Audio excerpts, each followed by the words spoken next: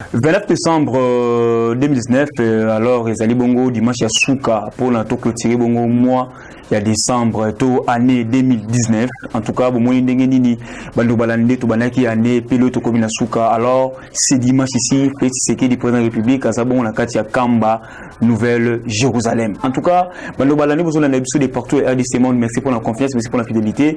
Merci encore de plus et passe beaucoup que Dieu pour s'abonner massivement. Je vous dis et je les redis encore que le 29 décembre ici, c'est dimanche au Touzalelo, Félix Antoine Tshisekedi Tshilombo Bayamba Kebongo et pas ya chef spirituel ya Kamba Kamuzali Bongo église ya Bakimbangiste lien na bango ils comme Vatican ya Bakimbangiste alors ils bongo pinisa bongo na kati ya mboka ba Congo. Félix a été reçu, il a été reçu pourquoi, il a été reçu pour faire quoi? On peut se dire que non, le 29, bien que ça dernier dimanche, Félix, après avoir qu'on a Notre-Dame, qu'on a Philadelphie, qu'on a l'église des réveils, son gros ton par la mais aussi qu'on organisé, kilt na stade des martyrs, enfin, à clôturer Bongo, année na fidèle ya Kamba Nouvelle Jérusalem, là où Félix a été reçu par les chefs spirituels Yemoko, les fils de Simon Kimbango Kiangani. Solani ni pas batté depuis Félix Azali dans la Bokondi, c'est pour la toute première fois à Kenebongo na Katia Kamba Nouvelle Jérusalem. Alors pour Félix Antoine Tshisekedi Tshilombo, ils allaient bongo occasion pour naïe pour s'échanger encore une fois de plus. La chef spirituel ya Bakimbangiste ou ayamba ki bongo na Katia Kamba, a quitté bon le jet privé ou ya Yemoko jet privé présentiel, place au Bakimbangiste belé armée JR Isaïe Kona pour nous sécuriser mon konambuka à côté na bongo na chef spirituel ya Bakimbangiste. Les Kimbangiste ba ki est belé à cause pela comme encore président de la République après ça bongo toujours wana sous importance ou après ça bongo encore dignité wana pour te akita na kati ya Kamba. En tout cas c'était rare, c'est encore rare.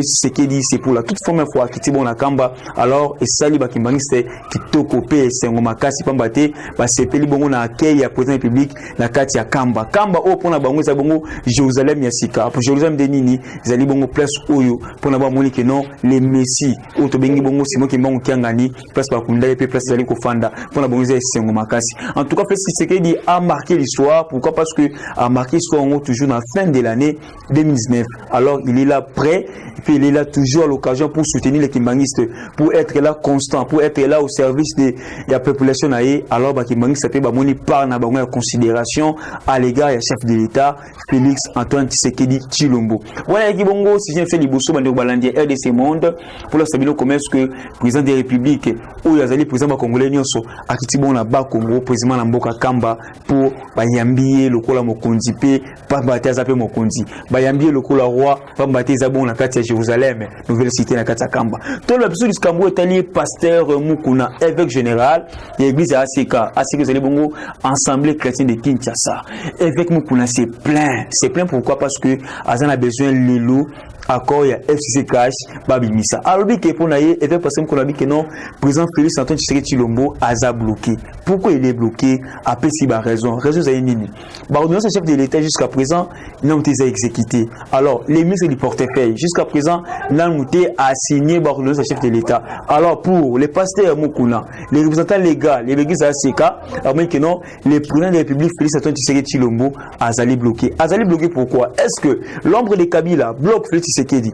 Est-ce que les ministres là du FCC qui sont au gouvernement bloquent Félix Tshisekedi? Il y a un passé Mukuna aza un peu s'inquiéter, il y a un sengi.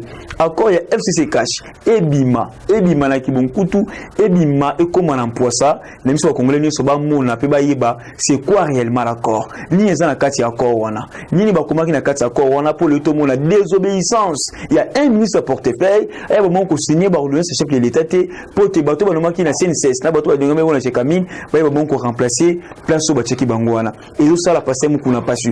Est-ce que lelo on peut dire que Mukuna a raison ou Mukuna a tort? Cochelle marque. Si Mukuna a raison, alors pourquoi pas l'église Nyon se réveille et c'est la Sima Mukuna comme ça ensemble babunda kombango pote accord wana congolais soit à monango. Si Mukuna a tort, toujours il a pas réponse, il y a ba homme politique jusqu'à présent silence radio bazo va répondre té na ba propos ya pasteur Mukuna.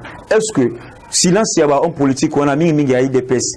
Ils ont repris sa pasteur Mukuna raison. Mais ce qui est encore grave, c'est qu'il a dit le pasteur Mukuna, bah congolais belé, bah betango kara. Bah betango kara pourquoi? Est-ce que Mukuna ça qu'on a renommé Mogobo et son ton pakala? na combo ya chef de l'état pamba te le comment que non pose à succès pose en bongo finga mokonza mbongo to on attend Kabila finga Kabila kumisa Kabila au comme un nouveau riche. Est-ce que ce n'est pas aussi pareil avec Félix Antoine Tshisekedi Tshilombo au tournoi qui dernièrement Zakaria Bababa sur cette association pour mystifier Félix l'autre monsieur Mukuna qui fait des déclarations pour dire que non Félix est bloqué. Les Congolais pensent que est-ce que Félix est bloqué? Il y a aussi des signaux forts qui démontrent que non un peu aussi que Félix est bloqué. Pourquoi? Jusqu'à présent, taux de dollars, ils ont toujours continué comme matin. Jusqu'à présent, chômage, ils ont toujours continué comme ça. Jusqu'à présent, social, congolais, ils ont toujours se retrouvé. Pour preuve, imaginez ces derniers temps, quand tu as vu à Kinshasa, pendant ces festivités, la ville est inondée. Les embouteillages partout. Partout il y a des embouteillages, partout la ville est inondée. Alors, manque des infrastructures routières, cela aussi empêche qu'il y a ce que non, développement économique et social, il y a beaucoup d'abisso et bon komata likolo. Alors, pasteur Mukuna, jusqu'à présent aussi, tout le monde n'y a aucun pasteur qui le soutient. Sauf que non, il y a un peu des petits prophètes où les gens vont dire que non, Félix ne va pas réussir à son mandat. Est-ce que pasteur Pascal Mukuna fait aussi partie d'un groupe d'individus où ils ont toujours soutenir vision là que non, le président Félix ne réussira pas compte tenu que non, il est toujours avec Kabila. Est-ce que Kabila doit quitter ce pays pour tout le monde que le président Félix agit bon sommet? Question marque. Beaucoup de gens se posent la question. Tout le monde qui est en Angola, tant que Joao Lourenço a eu pouvoir, Eduardo Azalaki, mais en fin de compte, Eduardo a qu'un exil. Pourquoi pas aussi les Congolais veulent voir aussi Kabila en exil? Qui protège Kabila parce qu'il est le Makambu et comment marcher? Bandor Balandi, chers abonnés, chers téléspectateurs, chers internautes, jusqu'à présent, tout le monde l'a monté, c'est pour toute la première fois, l'ordonnance Oizaki Bongo signée par le président de la République, un certain ministre, Azala Bongo, n'a pouvoir bloquer. Or, le président de la République a les droits, en concertation avec le premier ministre, il y a Kolongola, il y a révoqué ministre Ouyazali na Libungi. Mais pourquoi jusqu'à présent, Félix Antoine Tshisekedi Tshilombo, Azo Kolongola, ministre, on a été à portefeuille? Pourquoi? Est-ce que la coalition, Ezako Pekisa, to ezali accord basignaki yango na moni toujours la même optique. Pascal Mukuna azako regretter, azako s'interroger, est-ce que c'est par rapport à l'accord signé yango les ont bloqué que non machine wana et mec un peu ko tourner pe qui ne toujours malamu pe kitoko. En tout cas les autres toujours congolais bien en suspense, pe suspense wana les autres ça a été mboka eza toujours bloqué, mboka eza toujours freiné. Pourquoi na je camine au le tomoni que non accord au le tomoni que non ordonnance les années exécuté. Or Albert Yuma, un grand voleur, a détourné 200 millions de dollars. Tout ça a besoin que non clarification. Tout le monde a clair par rapport il y a Babilo Kwana Nyonso. Quand on balandi to bete sous li solo, il y a Otomoni Lelo rencontre na Katamboka Kamba, il y a Atou Matubwana, le tout puissant gouverneur. Jamais na Katamboka un gouverneur petit, un gouverneur, au Azali le plus fort. Donc, excusez-moi les termes de l'appeler le tout-puissant gouverneur Atou Matubwana. Oyo FCC, mais aujourd'hui, Atou, à côté de président Félix, Fara entre Atou Matubwana et le président Félix Namboka Kamba. Basoleni nini, il y a moins les Congolais belé. Basoleni par rapport à Atou na Félix. Et puis Félix, a toujours une obligation de Atou Matubwana. Ndenga yambiye eza malamu to eza mabe interprétation nango na kati ya bangambo ya bandeko ya FCC ekozala ndenge nini Atou Matubwana enfin il a rencontré le président Félix azuba garantie nini to ya pesi Félix ba garantie nini Atou obaliba de situer lelo ba kutena président Félix. Donc on peut dire aujourd'hui que non, on peut clore les débats qui circulent entre Atou et puis na autorité ya mboka na biso. Pourquoi? Parce que après avoir co-réhabilité et pas ya vice-ministre chargé de l'intérieur Gilbert Kakonde, Atou Matubwana asili bongo kutana na président de la République. Bolandango toujours en image ya Gelo Kazadi ndenge nini Atou bako solo na mokonzamboka Atou bako se changer na mokonzamboka Atou bako pesa na mbote na mokonzamboka Félix Antoine Tshisekedi. Si Atou était fautif, est-ce que Félix Tshisekedi alingaka yambaye bongo? Est-ce que Félix Tshisekedi alingaka pesa importance bongo? Est-ce que Félix Tshisekedi alingaka pesa épée moi temps ba solo là? On peut dire que non, Atou azali bongo na alignement ya kitoko. Selon l'analyse aux Aliko Sala, Pambate, c'est inconcevable comme on a Atou Matubwana, quelqu'un qui est déjà chassé au sein des FCC, quelqu'un qui est FCC combat jour et nuit, quelqu'un qui est battu, même à constant Moutamba. basa la investigation, basa la commission, pour pas que ça à tout matubwana, mais enfin, Atou Matououada a rencontré les commandants suprêmes des forces des armées, les garants de la nation, les garants des bons fonctionnements des institutions, Félix Antoine Tshisekedi Tshilombo. Tout le monde est allé à propos de Martin Fayulu dans Katambo Kabeni. Martin Fayulu dit que non, c'est Kabila qui est le responsable de l'insécurité à Beni. Question mark, est-ce que c'est Kabila les véritables insécurité à Mboka Nabiso, toute la partie est qu'on a? Que cache l'accord de l'Émirat? L'autre monde que non, Martin Fayulu peut dire que non, c'est Kabila qui est le cerveau moteur, il y a 4 insécurité en Mboka Nabiso.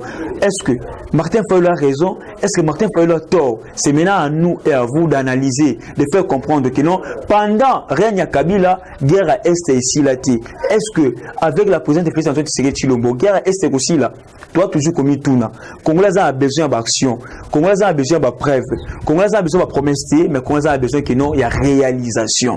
Tous a besoin que non, que non, bateau bari kuna kati ya Rwanda, bateau bari kuna kati ya frontière na biso, bazali lisusu te. Pambate Nemi Moulania, ancien directeur ya cabinet ya M. Kabila Kabange, asili bon ko répondre na Martin Fayulu. Abina Martin Fayulu, fais gaffe, faites attention, Kabila mérite respect. Est-ce que Nemi Moulania a des leçons à donner à M. Martin Fayulu?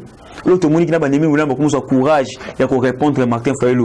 Banane basa si ma Nemi Moulania pour te mais le Nemi Moulania a son courage wana il y a qu'on répondre Martin Fayulu par rapport à propos naé. Martin Fayulu a béni. Adolphe Mouzito a dit que non, pour gagner paix na biso kuna na kati ya Beni, il faut qu'on bundisa Rwanda. Nenga dachimo lo bagano qui veut la paix prépare la guerre. Mouzito a-t-il raison? Question mark. Or, Mouzé Laurent Désiré Kabila, ici à l'Obakan déjà, bah, oyo bazar moussa est nabiso, ezali ba rebelté, mais ezali nde ba rwandais. On peut dire aussi, tant au monde que non, il y a des généraux, il y a des responsables de la police, pays armée, oyo tili lo misu basa ba rwandais, oyo tili lo misu basangana na Montfléry, na ndako ya Zares Robero, basala ka likopanini, basala ka complot nini. Basolaranini pour le Congo, Basolaranini pour l'Est. Robert Wake maintenant l'ancien ministre de la décentralisation. Il a un caché pour la balkanisation, il a un caché pour la guerre Yakati, Yamboka, ya Est. Alors Nemi Moulania a encore une fois de plus à Kébissi encore Martin Fayulu pour Martin Fayulu a mais un peu qu'on changer ba propos naé. Kabila mérite respect même si une opposition. Est-ce qu'on peut dire aussi que non Kabila mérite respect? Sur le total, si Miko ne pas congolais belé, est-ce que les congolais aussi ont sa cabine d'importance? C'est ça. Mais comment est-ce que le Congolais a se comporter vis-à-vis de M. Kabila? D'autres personnes disent que non, Félix a protégé Kabila. Mais n'oublions pas, lorsque Kabila a mis un bouteillage dans la machine dans le quartier 1, tout le monde commence à Congolais, il y a même des cela des Congolais qui ont mystifié Kabila sur les réseaux sociaux et voir même si on senga et kazonga, si on benga China Rambo, si on benga Raïs, si on benga autorité morale. Tout ça, ils ont relaxé. Comment est-ce que Congolais ont raisonné autrement? Congolais ont oublié les choses facilement. Moi, je soutiens les propos d'Adolphe Mouzito et puis je soutiens encore les propos il y a Ndeko Martin Fayulu. Pourquoi pas Kabila connaît très bien l'accord au Bassinek Ndeko Rwanda.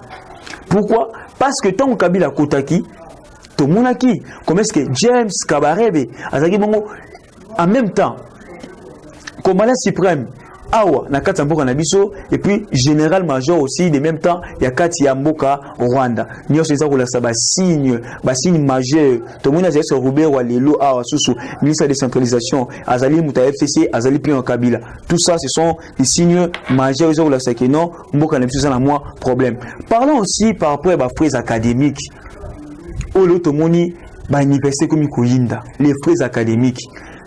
Les frais académiques au limite qui n'a G1 quitte maintenant de 268 000 à 490 300 francs les frais académiques. Alors tableau maintenant 268 000 ils avaient dit combien et puis l'autre commune à 490 000 ça fait combien? Aujourd'hui avec 268 000 là ça représentait au moins $150 à $140. Mais aujourd'hui lorsqu'on parle que non les frais académiques est augmenté donc on peut dire même le double l'année passée. Parce que on a 490 300, donc on peut dire que l'autre commune a 300 et quelques dollars pour la frais académique. Or, à l'époque de Kabila, c'était combien? C'était 268 000 francs par rapport par rapport à la académique. Alors, on peut dire, gratuité au fait, c'est l'ABISO. C'était la gratuité par rapport à l'école secondaire. Oui, nous acceptons. Mais alors, pour l'université, il faut faire comprendre que non, changement, la fixation, il y a académique, et le mois de 200 à 400. Tout ça, c'est la population qui souffre.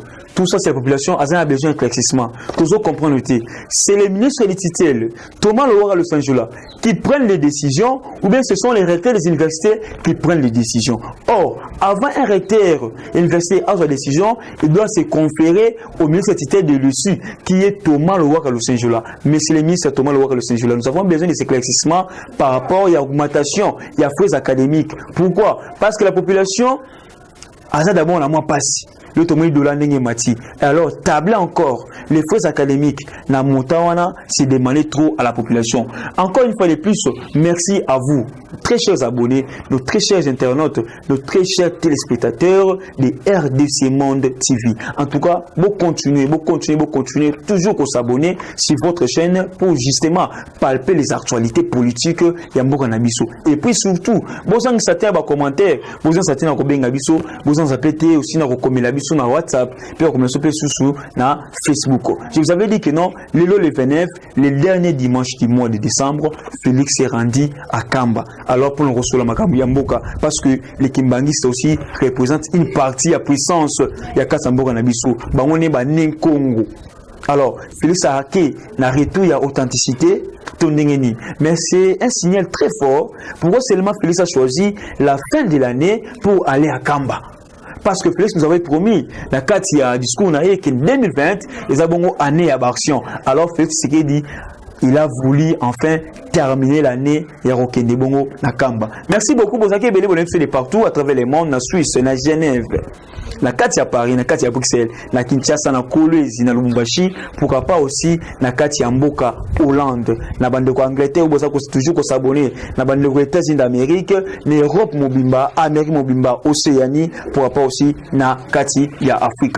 Un grand merci à vous, au PSABISO respect, un grand merci à vous aussi, au PSABISO constat, remarque, et ça l'a bien. Un grand merci aussi à l'initiateur, il y a RDC Monde, honorable Eliezer, Tambwe Pochi Charma. Merci aussi, un grand merci encore à la présidente de RDC Monde, je cite, Maman Pauline Lumumba, pourquoi pas, à son mari, Tonton Pété. Merci beaucoup à Galor Kazadi, le caméraman de l'X. Quant à moi, Rems Mamba, je viens encore un grand merci de Tokutani Mbalassima pour l'encombré encore sous l'actualité politique Yamboka Nabiso Congo. Restez branchés parce que le Congo c'est notre affaire, le Congo c'est notre patrimoine, le Congo c'est notre pays. Que Dieu bénisse le Congo. Bonne année à tous. Bye.